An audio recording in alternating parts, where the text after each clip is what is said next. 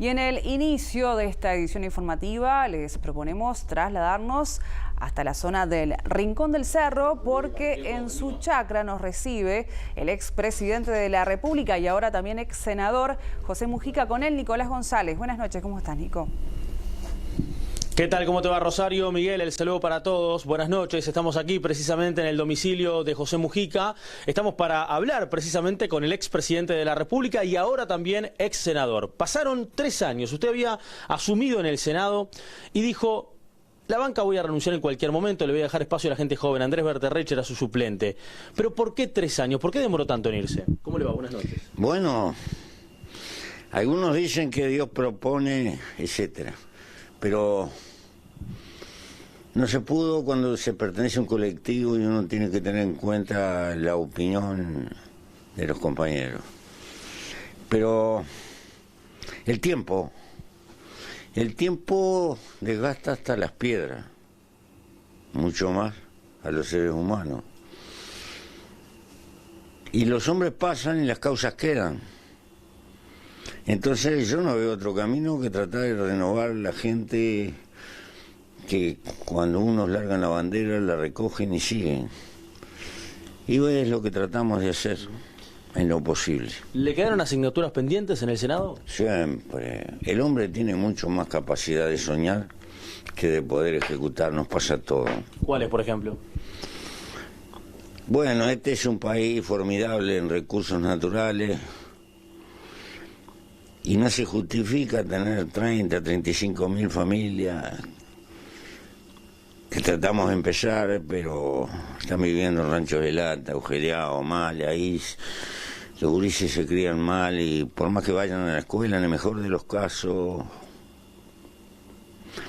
yo considero que una vivienda humilde pero decente es parte de las políticas sociales, y eso lleva mucha plata y faltaron los recursos, y esa es una deuda que siento que tenemos. ¿Una de las principales deudas de su gobierno, de su gestión, cuando usted fue presidente, es esa? De todo el ciclo. Mía también, desde luego, por supuesto. Yo lo asumo. Las cosas hay que ser objetivo. Eso es parte de lo que yo llamo políticas sociales.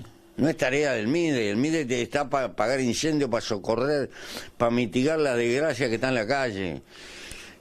El viejo que no tiene dónde dormir, el botija que la familia, porque se da la papa, lo echó y está tirado en la calle, etcétera, etcétera. Siempre en una sociedad hay gente que quiere socorrerla. Y la polémica es vieja. Me estaba acordando cuando don Pepe Valle estableció la pensión a la vejez. Había gente que le decía: no, eso es fomentar la vagancia. La gente tiene que trabajar en su juventud y acumular para soportar la vejez. Fue toda una polémica en el país. Parecía que era como... Y está bien, porque si nos conmueve a veces un perro que no tiene que comer, no podemos pasarle la cuenta a un anciano destruido. Siempre hay un margen y eso obliga a tratar de socorrerlo. Usted sabe que Valle estableció, don Pepe Valle, que era un hombre muy corajudo y desafiante, y yo creo que nunca se drogó, que los cuarteles y las comisarías tenían la obligación de darle comida y cobijo a los que andaban en la calle. Bueno, pasó un siglo de esto, ¿eh? Es bueno tener memoria, porque hay discusiones que se repiten que ya se dieron. Y hay cosas que cuesta suturar. ¿Cuánto costó que las sirvientas tuvieran seguridad social? ¿Cuánto costó que se aplicaran las 8 horas en el campo? Un siglo. Mujica, hoy la oposición, por ejemplo, se está debatiendo el proyecto de rendición de cuentas ya en la Cámara de Diputados, después pasará al Senado, pero gran parte de la oposición cuestiona, por ejemplo, las políticas económicas implementadas en el gobierno, el déficit fiscal por el cual el país hoy en día está atravesando, y responsabilizan su gobierno, su gestión, como parte de la responsabilidad justamente del déficit fiscal que se vive. ¿Qué le contesta a usted a ese tipo de consideraciones de parte de la oposición? Mire, en este país ha habido déficit fiscales 4 veces más que este. Y yo recuerdo lo que pasaba en el 2004, la estatura del déficit y el tamaño de la deuda que teníamos. Y también me acuerdo del peso de los salarios y de las jubilaciones. Hay que hacer un paquete. A mí no me asusta, no me asusta. Lo que me asusta son otras cosas. En materia económica. En el contexto de América Latina, somos de los países que estamos mejor. Mire enfrente cómo les va. La gran potencia argentina. Mire Brasil. Pero en esa materia, en la económica, ¿cómo va a asumir el gobierno próximo, desde el punto de vista de la política económica del país? Lo primero, mirar el mundo y mirar la región. Es de bastante incertidumbre, porque tenemos un presidente en la primera potencia mundial que está tomando medidas que están armando un descalabro. Ahí está Turquía boqueando, dicen que repercute en el peso argentino, que está repercutiendo en el dólar. Todo eso después repercute en los precios de lo que vendemos, en los mercados. Yo le doy una importancia tremenda por la dependencia, lo mucho que tenemos que exportar, por lo mucho que tenemos que importar. Y además, respuestas como esta. Si la Argentina está jodida, ¿cómo nos va a ir en la campaña del turismo? ¿Y cuál es la influencia económica en el turismo? ¿Eso va a ser culpa del gobierno que esté? No, eso es un regalito que viene de afuera.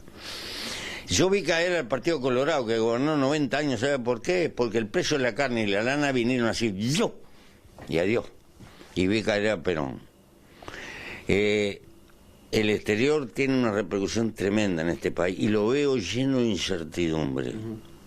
Ese exterior. Y ojalá que me equivoque, pero esta farra entre Estados Unidos y China, poniéndose coso por el tamaño que tienen, para mí repercute en todo el área emergente. Usted decía que las políticas... Ojalá que me equivoque. Bien. Usted decía que las políticas sociales era una de las cuestiones que más se reprochaba de su gestión y de todas las gestiones del Frente Amplio. De su gestión, ¿se reprocha la situación del caso ANCAP? Sí, el caso ANCAP tiene varias patas. Cuando el precio del petróleo estaba a 110 el barril, cosa que la gente se olvida, era una historia. Y entonces era promisorio al URI hacer un montón de inversiones. Cuando bajó a $40, desde luego, pero ningún genio de la economía pronosticó que el petróleo se iba a venir en poco tiempo, de 100 y pico a 40. Entonces cambió todo el panorama. Era negocio incluso hacer como en la Argentina, que los taxímetros andaban a gas. Se sacaba la cuenta, era negocio en el Uruguay. Con esa caída, adiós. Por eso le digo que la gente se rifa el problema. Los lecheros que están en crisis.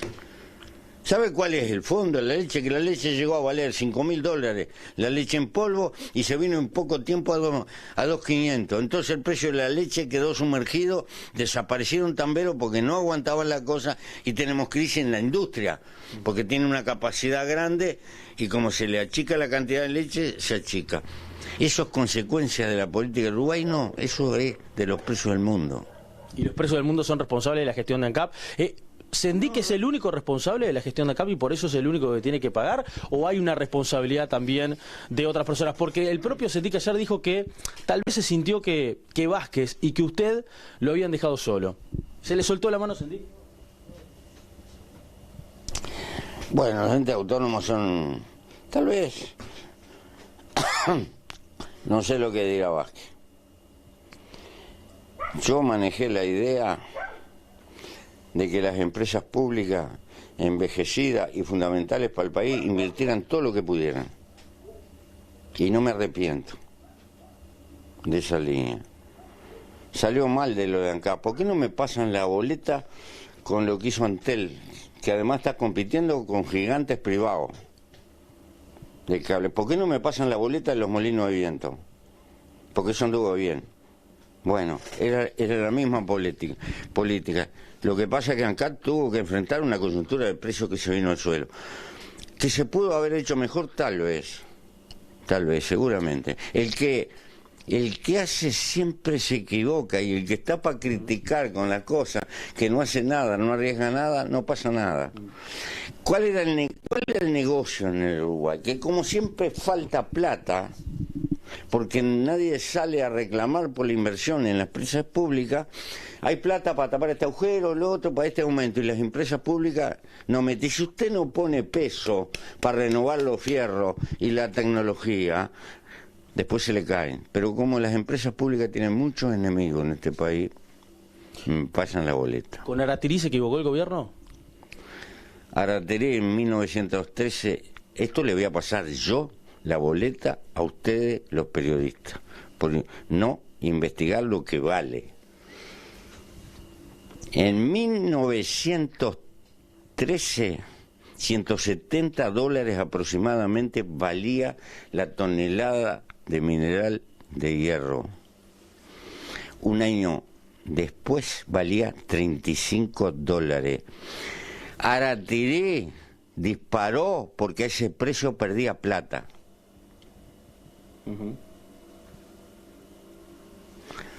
Y otra historia que le puedo enseñar, pero este es un programa muy corto para eso. Pero el juicio, el Estado se enfrenta ahora a una demanda, a un juicio de muchísima cantidad de dinero, 3.500... Porque es un empresario desesperado que está medio fundido, porque perdió un pleito con una minera de Kazajstán. ¿Cómo le cayó el juicio de Aratirí? Y me callé que son unos lobos y se aferran a lo que se llaman los fondos buitres y a todo eso. Es una maniobra, sencillamente. Pero eso se va a esclarecer, tengo confianza. Tenemos una pregunta de Miguel Nogueira en el piso a propósito tal vez de estas situaciones. Miguel, contigo le voy a trasladar... Es bueno que llamen a Kramerman. A Kramerman por esta situación, dice usted. Pero no es sobre esta la pregunta. Que le pone las gráficas de la evolución de los precios.